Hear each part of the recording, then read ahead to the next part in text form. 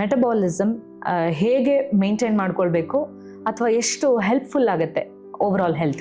First metabolism ಅಂದ್ರೆ ಏನು ಅನ್ನೋದು ಗೊತ್ತಾಗ್ಬೇಕು.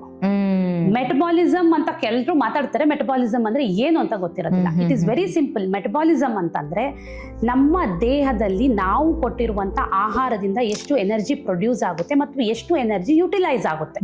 ಅಂದ್ರೆ ನಾವು ಫಾರ್ ಎಕ್ಸಾಂಪಲ್ 3 ಹೊತ್ತು ಊಟ ಮಾಡ್ತೀವಿ, ಆಹಾರ ಕೊಡ್ತೀವಿ. 3 ಹೊತ್ತು ಊಟದಲ್ಲಿ ನಮಗೆ ಹೆಚ್ಚು ಕಡಿಮೆ 1,500 ಕ್ಯಾಲರಿ ನಾವು ಆಹಾರ ಕೊಟ್ಟಿದ್ದೀವಿ ಅಂತಂದ್ರೆ ನಮ್ಮ ಇಡೀ ದಿನದ ಆಕ್ಟಿವಿಟಿಯಲ್ಲಿ ನಾವು 1,000 ಕ್ಯಾಲರಿ ಬರ್ನ್ ಮಾಡಿದ್ದೀವಿ ಅಂತ ಇಟ್ಕೊಳ್ಳಿ.